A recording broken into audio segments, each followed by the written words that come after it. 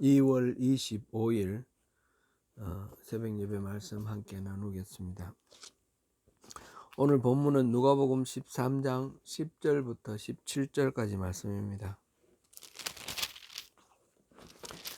10절부터 17절까지 함께 봉독하시겠습니다. 예수께서 안식일에 한 회당에서 가르치실 때에 18해 동안이나 귀신 들려 앓으며 꼬부라져 조금도 펴지 못하는 한 여자가 있더라. 예수께서 보시고 불러 이르시되 여자여 내가 내 병에서 놓였다 하시고 안수하시니 여자가 곧 펴고 하나님께 영광을 돌리는지라.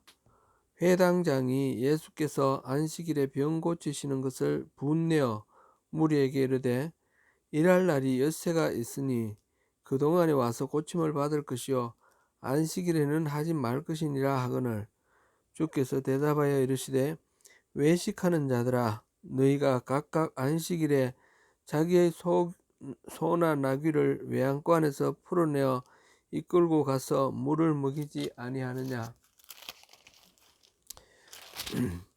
그러면 18해 동안 사탄에게 매임 바 된 이 아브라함의 딸을 안식일에 이 매임에서 푸는 것이 합당하지 아니하냐. 예수께서 이 말씀을 하심에 모든 반대하는 자들은 부끄러워하고 온 무리는 그가 하시는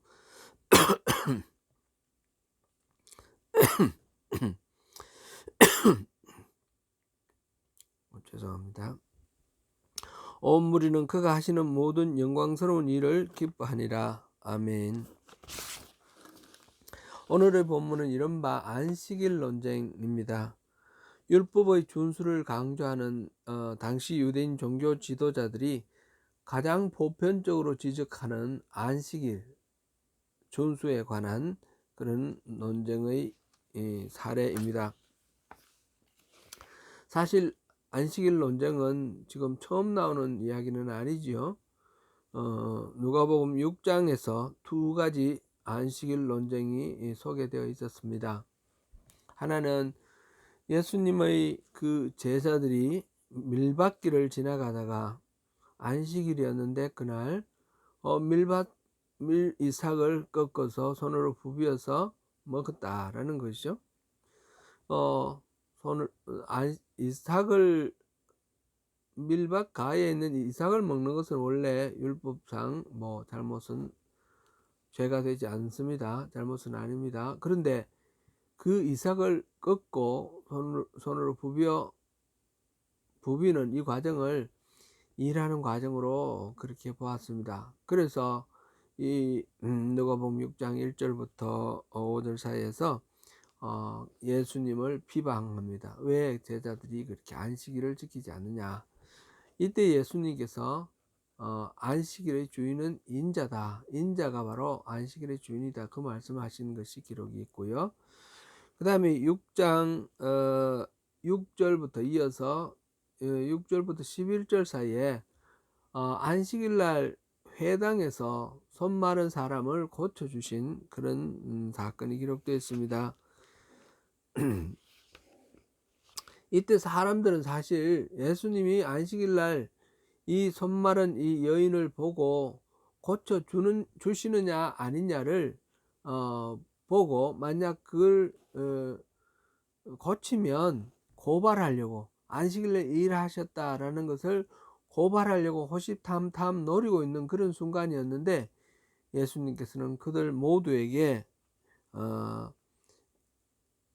한 곳으로 이제 모이게 하신 후에 물어보셨습니다.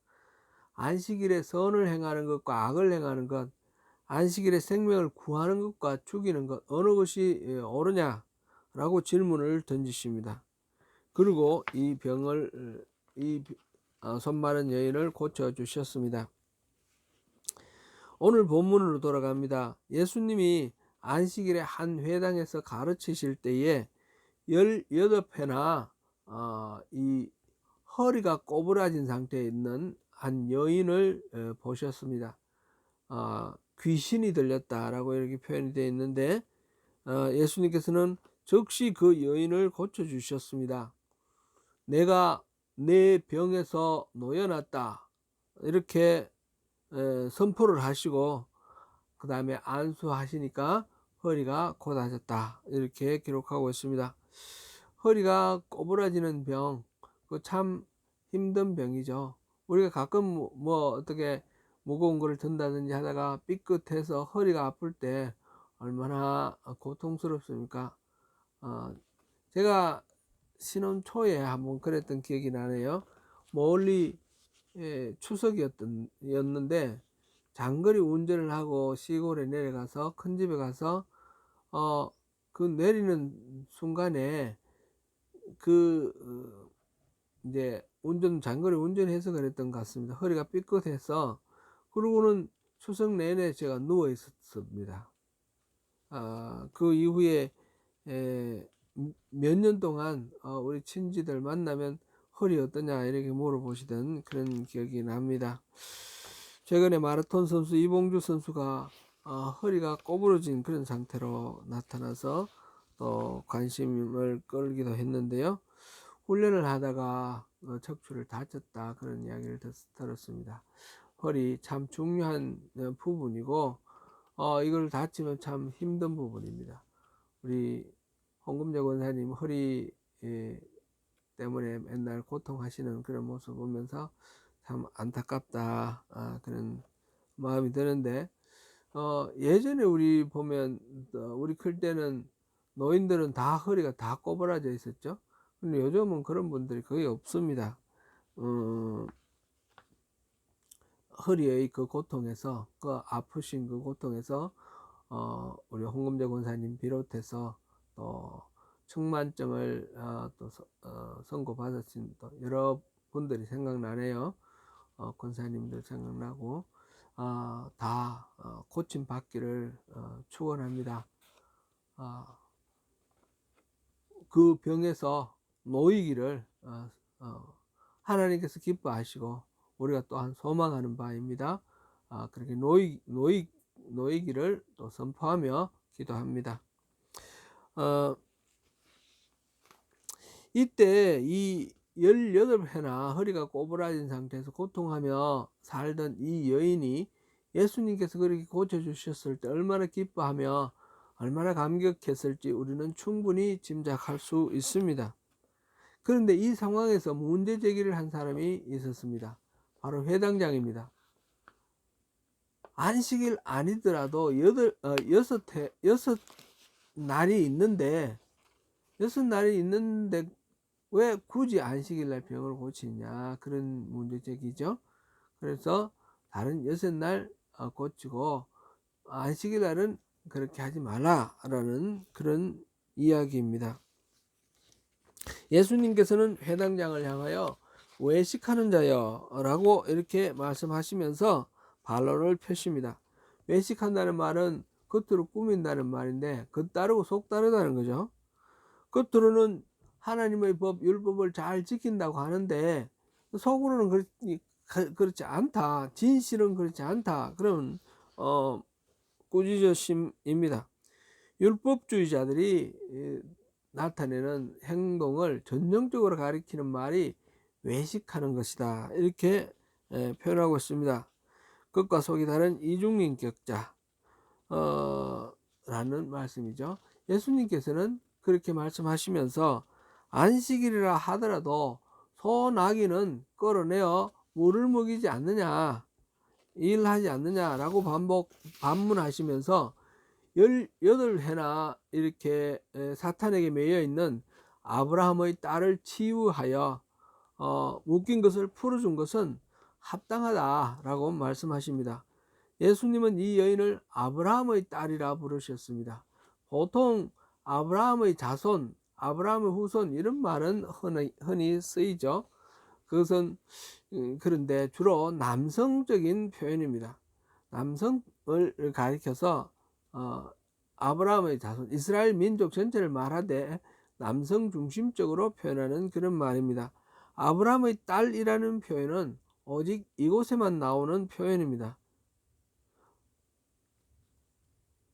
주님은 이 여인을 가리켜서 아브라함의 딸이라고 분명히 언급하면서 아브라함의 후손 이스라엘의 중요한 한 멤버라고 말씀하시고 하나님의 백성이다.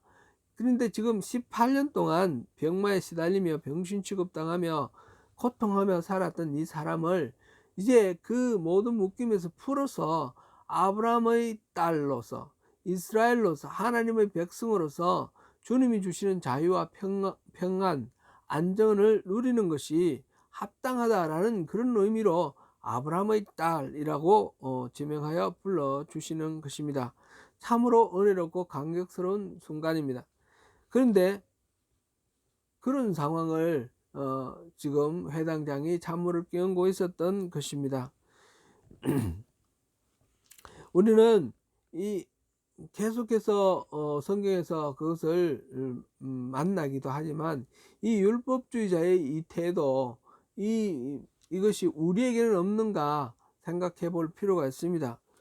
율법주의, 지금 바리새인은 이스라엘이 멸망당하고 그 백성들이 포로로 끌려가고 이렇게 수모를 당하는 이유가 다름 아니라 이스라엘 백성들이 율법을 지키지 않았기 때문이다 라고 생각을 하고 율법 지키는 것을 민족 생존의 가장 중요한 요소로 여기던 그런 사람들이 바리새파 사람들입니다.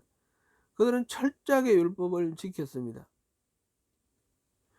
율법을 지킨다는 것 자체가 개인적으로 무슨 영달을 하는 것이 아니고 우리가 외식하는 자라는 표현에 익숙해서 이 사람들은 그냥 겉으로는 뭐 율법을 지키는 척 하는데 실제로는 완전 방탕한 사람이다. 그런 식으로 우리가 생각하면 오해입니다. 이들은 자나깨나 앉아서나 율법을 지키는 것을 최선의 목적으로 살고 있는 사람들입니다. 그런데 예수님의 관점에서 외식하는 자라고 말씀하실 때는 이들이 겉다르고 속다르고 아주 멋대로다라는 말씀보다 그들이 철저히 율법을 지키려고 하는 그 사실 자체가 오히려 율법의 정신을 훼손한다는 그런 의미입니다. 겉으로는 율법을 잘 지키지만 실질적으로는 하나님의 뜻을 무시하고 하나님 뜻과 반대된다, 그런 의미로 예수님께서 질책하시는 것입니다. 사회법에서도 마찬가지입니다. 법에 대해서 우리가 어떻게 생각할 거냐. 법은 반드시 지켜야 되지만 그 법을 조문을 그대로 무조건 지키는 것이 최선이냐. 그렇지 않을 때가 오히려 법의 정신에 맞을 때가 있습니다. 가령 예를 들어서 지금 큰 대로에 차들이 많이 다니는데 그 한가운데 1살짜리 어린아이가 아장아장 걷고 있다면 어떻게 해야 할까요? 당장 달려가서 그 아이를 안고 길을 저쪽으로 건너가든지 이쪽으로 돌아오든지 아이를 살려야 할 것입니다. 근데 도로교통법에는 분명히 횡단보도가 아닌 곳에 차량이 다니는 자동차 전용 도로에 사람이 들어가면 범법입니다. 법을 어기는 것입니다. 그런데 이 아기를 구하러 이 사람이 들어갔다면 어떻게 해야 됩니까? 도로교통법을 적용해서 이 사람에게 무단횡단죄를 적용하여 벌금을 때린다면 그건 참 웃기는 일이죠. 법을 지키느냐 지키지 않느냐라는 것은 결국 그 조문을 따르느냐 따르지 않느냐가 아니라 그 법의 정신을 지키느냐 그렇지 않느냐에 달려 있는 것입니다. 이거는 간단한 사례를 이렇게 말씀을 드린 것이지만 실제로 복잡하게 얽혀 있는 가운데 그런 일들 너무너무 흔하게 많이 있습니다. 기본적으로 우리 생각이 이것이 살리는 거냐 죽이는 거냐, 회복시키는 거냐 또는 악화시키는 거냐, 세우는 거냐 무너뜨리는 거냐, 그런 관점에서 그 모든 것들을 보아야 합니다. 도로교통법을 어기는 것 같이 그 자동차 전용 도로를 가로질러 사람이 갔다 할지라도 그리하여 한 생명을 구한다면 그것은 바로 도로교통법을 만든 그 법의 설립 취지에 맞는 것입니다. 인간의 안전을 지키는 것이고 그 도로를 생명을 보호하기 위해서 만든 도로교통법을 가치 있게 만드는 그런 행동이 되는 것입니다. 사회법도 그렇고, 하물며 하나님의 법인데 얼마나 그 정신이 중요하겠습니까? 예수님께서 왜 율법주의자를 비난하시는지, 책망하시는지 우리가 모든 영역에서 그것을 적용해서 살펴야 합니다. 우리의 사고방식 안에 이런 것은 없는지 다시 한번 돌이켜보고 성찰하는 그런 시간 되시면 좋겠습니다. 안식일 논쟁, 안식일을 주신 하나님의 그 마음을 생각하면서 안식일을 지키는 것이 어떤 것인지를 더 깊이 묵상하면 좋겠습니다. 사랑하는 성도 여러분, 오늘 또 하나님의 이 마음을 품으시고 승리하시는 하루 되시기를 축원합니다. 감사합니다.